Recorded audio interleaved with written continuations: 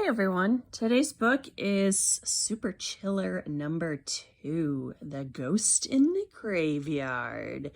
Even though this scene only happens once and is all of 3 pages long. So the front cover here, we have Elizabeth, and next to her is Sam Sloan, who is new to Sweet Valley. He was born there, grew up in San Francisco, and then recently came back. The layout on this book is, I don't like it because it doesn't match the other books. The title is too close to the bottom, and I know that's so they can put the Super Chiller at the top, but it doesn't fit with the other designs. And then on the back page, the font is a lot smaller, and it seems like it should just, like, the margins should be a little wider or something. So it is a spring break in Sweet Valley, and they get a 2-week break, which, funny enough, is what the Babysitters Club also get, even though in real life spring break is 1 week, but that's okay. And they seriously missed the boat here. They needed to have some sort of crossover where when the babysitters win the lottery and go to California, they totally needed to have met the twins. That would have been amazing. Sadly, we can hope someone did that as fan fiction. The twins have no plans for spring break. And luckily enough, a new kid moves to town who's their same age, and he's Sam, the boy on the front cover. And Sam, he feels like he's been to Sweet Valley before. I mean, he was born there, but moved when he was like 9 months old. He was adopted, by the way. His parents died in a car accident. And he describes things like he just somehow knows where things are and how to get places, and this particular house feels like he feels like the pull of this house, even though no one's ever mentioned this house before. And then he one day is at the cemetery visiting his parents, and he doesn't know their first names, and that just seems odd. Like, why didn't he ask his adoptive parents, what were my parents' first names? But he just somehow feels this magical pull and shows up at their headstones, and he meets a boy who looks just like him. And of course, very skeptical, snarky adult readers think, oh yeah, this is the long lost twin plot. And spoiler, yeah, it is. The other boy is named David. And eventually we get their story that their parents had died in a car accident, and the great aunt had been raising them.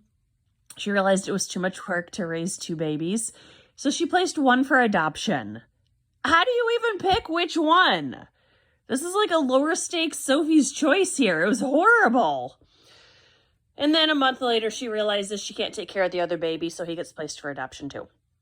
And they try and offer up some lame excuse like she didn't know which family had adopted the first boy, so she couldn't offer them the second boy. And that doesn't seem quite right. Doesn't the adoption agency keep track of where these babies are going? Something else they could have done is have an open adoption.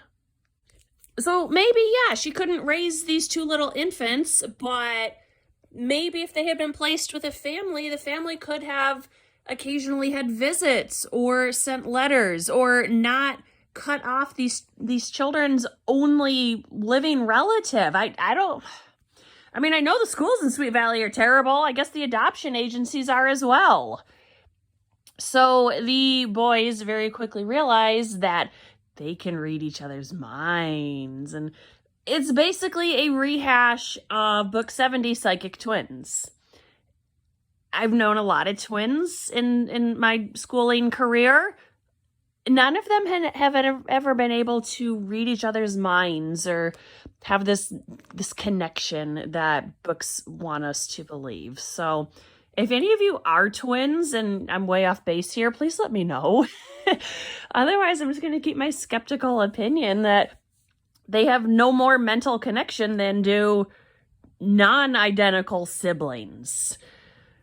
But this has to be a super chiller, so there's also this guy named PJ who may or may not be a ghost of their great-grandfather or whatever. It was silly. The twins have basically no role in this book. This entire book could have been told without the twins, and it would have been just as good. So Elizabeth just really tags along a lot with Sam because we know she's the misfit friend of everyone, or she's the friend of the misfits, however you want to phrase that. Maybe Elizabeth is the misfit. So she really just tags along and serves as a narrator. And then Jessica decides to play a prank on Lila, and they're just mean to each other. So basically nothing out of the ordinary. And then one thing that was really obnoxious is the twins had, as a gift, given Mom 4 weeks of No Cook Monday. So they would do the cooking and the cleaning up from dinner for 4 Mondays in a row. And of course, every single week there's an emergency, so Jessica can't do anything. And it's a unicorn meeting, and then she has to help Lila pick out a haircut. And really, she's just being inconsiderate. And Elizabeth doesn't do anything. She just does it all and smiles and internally curses her sister and probably has a voodoo doll somewhere up in her room. And the last week, Elizabeth, she's just like over the top saying how excited she is to make the dinner all by herself. And Jessica says, no, you're tricking me. I'm going to do it. So it was just so stupid. If I was Elizabeth, I would have just not cooked dinner one night and said, oh, sorry, it was Jessica's turn. But Elizabeth is a doormat and in a completely dysfunctional relationship with her sister. So she does it all. When it's Jessica's night, she winds up making cheese sandwiches. Gross. She should have just served cold cereal or something. So this book was not good. It was, it was fine. I didn't find it particularly scary. Maybe if I was in 2nd grade, it might be a tiny bit. But even then, I thought it was super obvious right from the get-go. Although I will say the next super chiller is The Carnival Ghost. That book terrified me when I was a little kid. So we shall see if it still has that effect on me. If you're reading the whole series, if you want a not scary ghost story, it's fine. You could completely skip this one, and that would be fine as well. I don't believe Sam ever comes back. If he does, he's completely unmemorable. So there's that. I can't stop thinking about this Sweet Valley Babysitters Club crossover. If someone... does this exist? Did someone do this as fan fiction? If so, please send me the link. I need to read this story. I just can't imagine, what Christy would think of the twins. That she would probably treat them like she treats the We Heart Kids Club.